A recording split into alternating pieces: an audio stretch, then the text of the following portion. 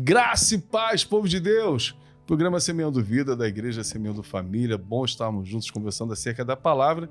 O Lucas conversou comigo ainda há pouco sobre engajamento. Ele falou, para engajar, tem que ter like, tem que ter curtida, tem que ter esse lance de compartilhar. Então, já que você está assistindo, né, esse programa, que eu creio que vai edificar a sua vida, faz o engajamento, dá um like, dá a curtida, bota o gostei ou não gostei e vamos falar da palavra de Deus. Do meu lado, o pastor Miguel está com um corte de cabelo bonito. Graça e paz, pastor. Graça e paz, meu apóstolo, bom dia. Graça e paz, você que nos ouve, que nos assiste. Que o Senhor fale com você nessa manhã. Pastor Miguel, a gente conversa muito, né? A nossa igreja trabalha muito com escolas e tivemos há pouco tempo a nossa escola de integração. Um novo membro, quando chega na igreja, a gente compartilha a visão e o propósito da igreja. A gente quer conhecer o novo membro, a gente deixa claro, né, da preocupação com a família.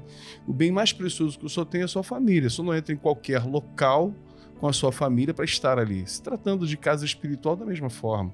É muito importante as pessoas conhecerem a igreja, o ministério, a história, né, a história da liderança da igreja, saber das coisas que são boas e também saber daquilo que não é bom. Eu fui ministrar a última escola e eu perguntei, né, se eles conheciam a igreja com problema. E todos os novos membros disseram assim, a gente conhece a igreja com problema. Eu perguntei, qual o problema da igreja? Eles disseram, gente. Eu falei assim, não. O problema da igreja é a gente. Quando a gente fala de gente, a gente terceiriza isso para outras pessoas. A gente se esquece que também nós fazemos parte da igreja. Então, se a igreja, por conta da gente, tem as suas dificuldades, eu preciso entender se a gente faz parte do problema ou a gente faz parte da solução. O que a gente quer conversar nessa manhã é exatamente sobre isso.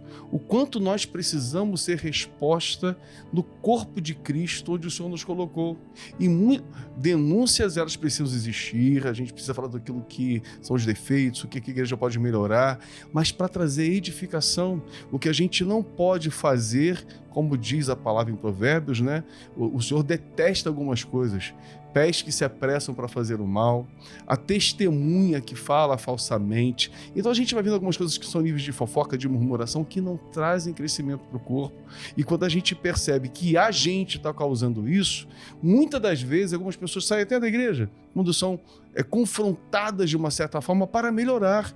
Nenhum confronto nesse sentido é para trazer uma piora. Alguém vai dizer assim, mas pastor, existem lideranças que não gostam de receber uma crítica. Eu não vejo dificuldade na crítica. Se a crítica é para trazer edificação, se a crítica é para trazer um sentimento de algo do coração que não é bom, vamos tratar o coração para que essa crítica tenha validade. As pessoas confrontam muito sobre aquilo que são situações, na igreja de tal cor, a porta de tal maneira. Não importa qual seja a porta, a cor da igreja. O que importa é como a gente faz parte da resposta para solucionar as muitas dificuldades que a igreja, por causa da gente, tem. Uma vez o senhor falou comigo sobre algo que me chamou muita atenção e eu me inspiro nessa fala sua. A questão da família, né, que é tudo muito importante e tal, e a gente preza muito por isso, é o chamado da igreja e tudo mais, mas dentre todas, a minha família congrega aqui. É por aí. A minha família, ela está aqui. A minha família está sendo cuidada, a minha família está sendo apacentada, a minha família está sendo ensinada. São 3 filhos lá em casa e os 2 mais velhos já foram batizados aqui, a mais nova será agora no final do ano. Aleluia. Ou seja, então eu tenho toda uma trajetória de história aqui, de construção daquilo que Deus está fazendo na minha vida. Então eu preciso dar a minha contribuição para que a igreja seja uma igreja saudável, para que a igreja seja uma igreja verdadeira, para que a igreja seja uma igreja dinâmica, que melhore, porque se a gente ficar preso na Semeando Família de 10 anos atrás, de quando ela começou, a gente está parado no tempo. Hoje, certeza que a gente não comete os erros que a gente cometia 10 anos atrás. E eu tenho certeza que daqui a um tempo a gente vai cometer erros que a gente não está cometendo hoje. A gente precisa ser uma igreja dinâmica. Erros, apóstolo, a gente vai continuar tendo enquanto a gente estiver aqui, por conta da gente. Aleluia. Por conta do fato de estarmos aqui, né? Pessoas diferentes, criação diferente, N situações que vão culminar na construção da igreja. E aí, nessa construção, a gente vai alinhando, a gente vai ajustando, a gente vai certas situações de pressão, né, de convívio, com um pouquinho mais de proximidade, a gente vai colocando meio que para fora as nossas dificuldades, as nossas mazelas. A gente conversava isso aqui ainda há pouco, né? Algumas situações que fazem com que a gente conheça o irmão que está do nosso lado. Porque o irmão que está do nosso lado no culto de domingo à noite, ele não é só aquele cara, aquela irmã que está ali, que de repente, né, se arrumou, se maquiou, passou perfume, a irmã fez o cabelo para vir aqui e depois. E quando, né, estica um pouquinho, e quando passa o perfume, que acaba, né, a fixação já não tá mais, quem é aquela pessoa? Aí é nessa hora que a gente tá vendo como é que são as pessoas, como é que são as coisas, e a gente precisa ajustar. A grande questão é, nem todo mundo quer ajustar, nem todo mundo quer pagar o preço para ajustar, nem todo mundo vai entender o ajuste, vai aceitar o ajuste, porque eu sou tão bom, por que eu tenho que mudar? Por conta da igreja? Para que eu tenho que mudar por conta da igreja? Então, assim, quando a gente entende que o reino, na verdade, apóstolo, é maior do que a igreja, amém, a gente abre mão daquilo que a gente acredita. Ah, mas eu vivi assim a vida inteira, isso deu certo na minha antiga igreja, deu certo em todos os lugares que eu passei. Não necessariamente vai ter que dar certo aqui. Agora, eu preciso entender isso, né? Todos nós precisamos entender isso. Aquele discurso, né, AP? A gente não precisa achar o culpado, a gente precisa achar uma solução, né? Não é nomear um culpado, a culpa é do fulano, a culpa é do ciclano. Não, mas qual é a solução para isso aqui? Aonde está a solução para essa dificuldade? E aí, partindo desse princípio, tornar a igreja uma igreja cada vez mais próxima daquilo que é não a vontade da liderança, não a vontade do liderado, mas daquilo que é a vontade do Senhor. Outro dia eu estava cuidando de uma pessoa, né, e ela colocando que precisava falar, colocar para fora o que ela estava sentindo acerca de uma outra pessoa. Né, e já tinha resolvido uma situação, não, mas eu preciso ir lá conversar com ela de novo e tal. E a bem da verdade, eu acho isso válido. Eu acho válido. Mas a pessoa já foi. A pessoa já está vivendo uma outra realidade. Não está nem aí para aquela situação. Mas a pessoa insistia que queria ir lá, e aspas, né? O tirar satisfação. Aí é que eu acho que mora o perigo. Aí eu trouxe o quê? Vamos fazer um período de oração? Ora ao Senhor. Se essa satisfação é para satisfazer o seu Deus do ventre. O ego, exatamente. Ou se é porque o Espírito Santo quer trazer edificação nessa história. Ou para, de alguma forma, mostrar que eu tô certo.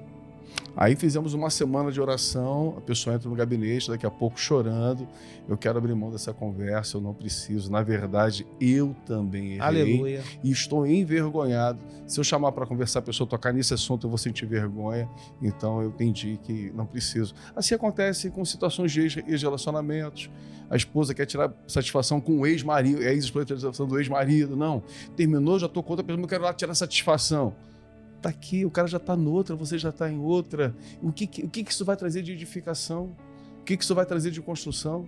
E muitas das vezes nós agimos assim e a gente ouve muito, né? A gente precisa falar para não ter as doenças, né, que a alma vai produzir nas suas produções de hormônios, né, que vão trazer alguns tipos de enfermidade. Quando não é, na verdade, o não falar ou falar, é eu ficar bem resolvido. Eu posso não falar. E estou bem resolvido.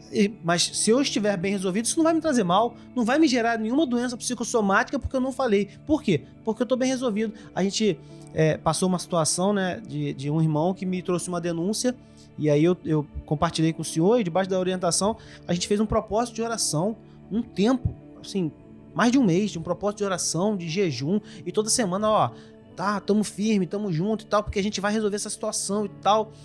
Quando chegou o dia, eu falei, ó, vai ser tal dia, vamos lá, vamos conversar todo mundo pra gente pôr isso a limpo, porque o reino precisa crescer. Quando sentamos todos no gabinete e a conversa não transcorreu como aquele irmão queria que transcorresse. E aí, no final das contas, ele pega a família e vai embora da igreja.